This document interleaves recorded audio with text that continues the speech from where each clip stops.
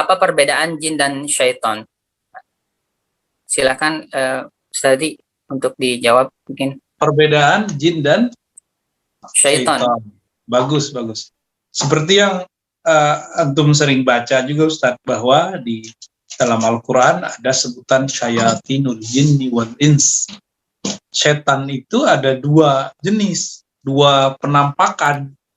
Satu penampakan dari kalangan jin, yang satu lagi penampakan dari kalangan ins, manusia. Tugasnya sama, yuwaswis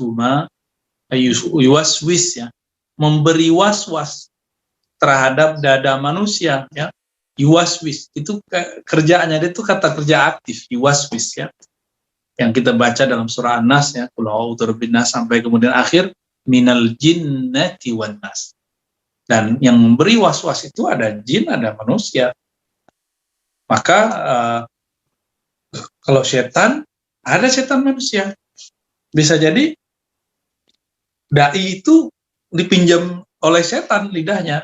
Itu sebabnya saya membiasakan kalau mau ngajar, kalau nggak sholawatan dulu, baca sholawat, ta'awuz pastinya ya, lalu Fatihah, supaya Allah melindungi kita dari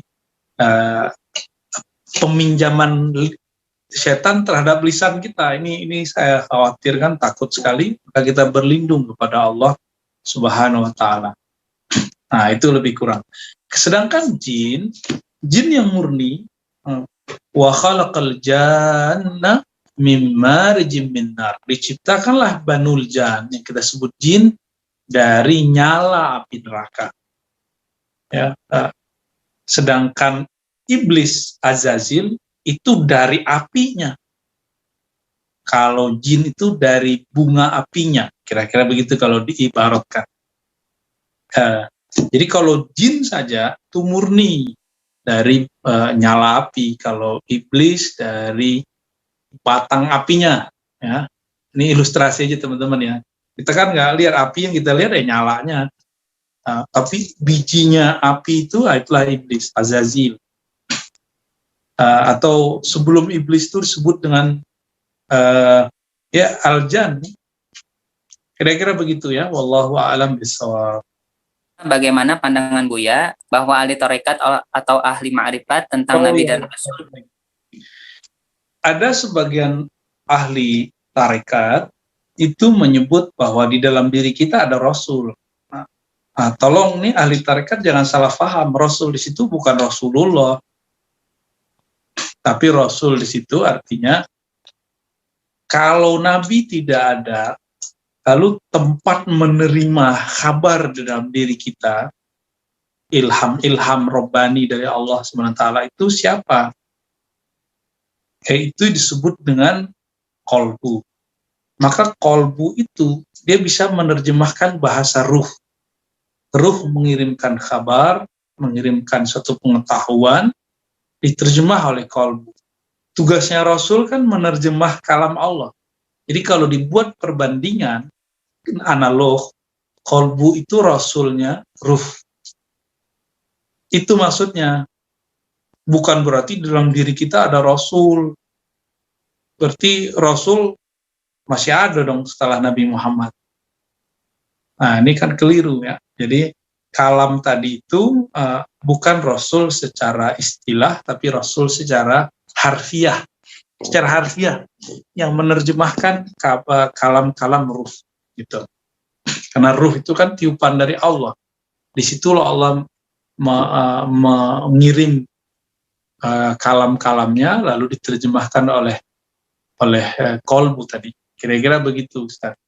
Jadi ahli-ahli tarekat harus memahamkan itu juga ya. Jangan sampai kemudian saya pernah dengar itu kelompok tertentu bilang ini bukan Rasul Muhammad yang dikubur di Madinah. Jadi kayak menghina Nabi Muhammad, merendahkan Muhammad. Bukan begitu menjelaskannya ya. Ini dalilnya ada dalam hadis ketika Nabi mengatakan istafti qalbak, mintalah fatwa ke qalbumu.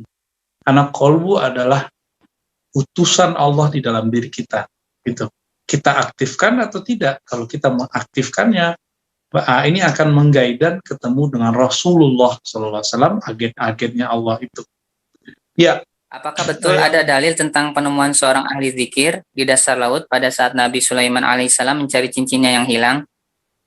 Kesannya lebih tinggi orang ahli zikir daripada Nabi Sulaiman gitu ya. Nggak begitu ceritanya. Ketika Nabi Sulaiman membuat sayembara, siapa yang bisa memindahkan? Nah, ini nggak usah yang dalam laut dulu.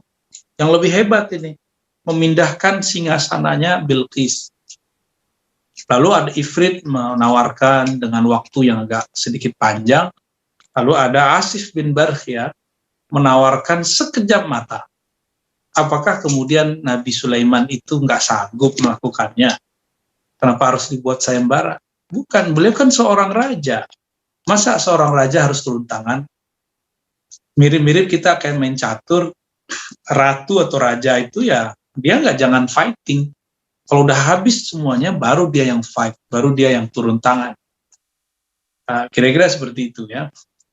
Jadi logikanya jangan membandingkan kesaktian, lebih sakti Nabi Sulaiman lah daripada Asif bin Barkhia.